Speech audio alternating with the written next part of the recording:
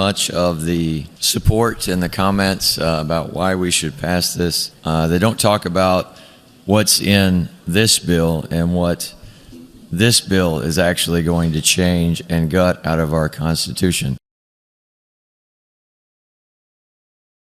Overruling the will of the voters is, I guess, so commonplace here that we've gotten to the point where we don't even realize that we're doing it. Many of you in the chamber are probably screaming in your heads right now, saying, as you've said before, that you're just putting it to a vote of the people and they get to decide. And that would be a decent argument if you would actually tell them what the HJR was doing when you put it on the ballot. You don't get to say that if the details that are most important to their pocketbooks and to their lives are actually not included in that fair, in air quotes, ballot language. Subsection 2 at the top of page 2 starts with notwithstanding any provision of this Constitution.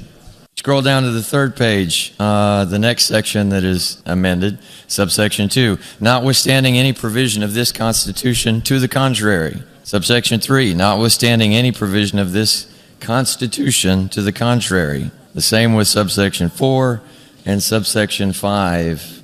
And I think those words are very important because those provisions in the Constitution to the contrary that we're asking the people to overrule or put on pause for 3 years, to be fair, includes a number of things. The Farmahan Amendment that was passed by joint resolution by a vote of the people, put into our Constitution, that requires any raises in taxes and new tax levies to go to a vote of the people. That's one of the things that is put on pause for 3 years so that this legislature can do whatever they want. In the next bill, one of the notwithstanding any provision of this Constitution includes a bunch of stuff from Article 4, Sections 30, and various parts of that.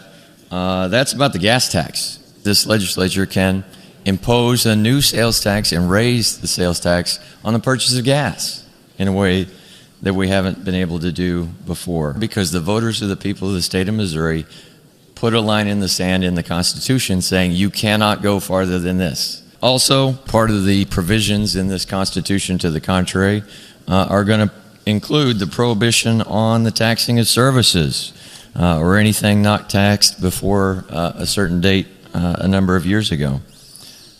That was put in our Constitution by initiative petition and a vote of the people in 2016 when they said you only get to go this far. And that will be completely nullified by this HJR. There was also a prohibition on ever taxing real estate transactions. That was put in our Constitution in 2010 by initiative petition and a vote of the people. That would be nullified by this HJR. And you can continue telling yourself that you're just asking the vote of the people. You're not actually nullifying anything. You're just giving them an opportunity to decide.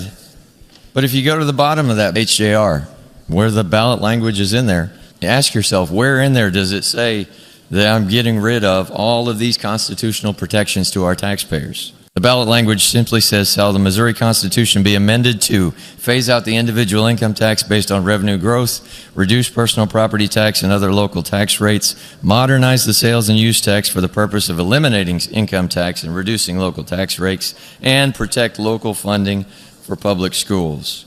I don't know about you, but that seems pretty silent on all of these taxpayer protections that you are going to eliminate from our Constitution.